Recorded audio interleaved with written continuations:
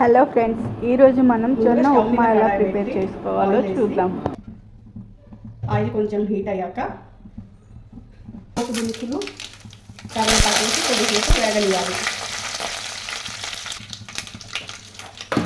పోపు దినుసులు వేగాక టమాటా, పచ్చిమిర్చి, ఉల్లిపాయ వేసి కొద్దిసేపు వేగనివ్వాలి.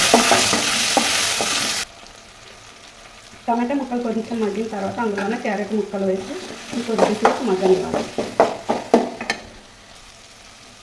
క్యారెట్ ముక్కలు కొద్దిగా మగ్గిన తర్వాత అందులోనే జొన్న రవ్వను కూడా వేసుకొని వేయించుకోవాలి.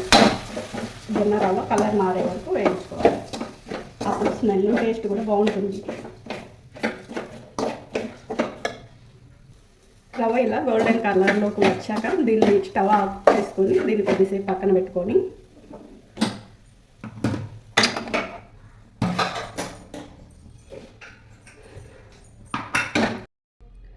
ఒక కప్పు రవ్వ, ఒక గ్లాస్ రవ్వకు 4 గ్లాసులు నీళ్ళు పోసుకోవాలి.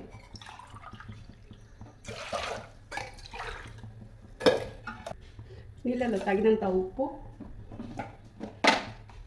పసుపు వేసుకోవాలి. తర్వాత వేయించుకున్న రవ్వ పిండిని కూడా అందులో వేసుకోవాలి.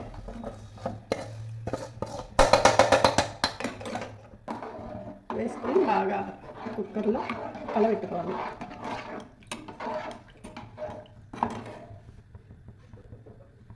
ఇప్పుడు కుక్కర్కి మూత పెట్టేసి ఒక 5-6 విజిల్స్ వచ్చే వరకు వెయిట్ చేయాలి. గ్యాస్ ఆఫ్ చేసుకోవాలి.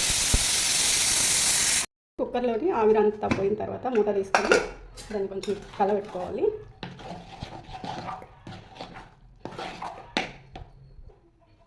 అలా కలబెట్టుకున్న దాన్ని గిన్నెలో వేసుకొని తినేయడమే.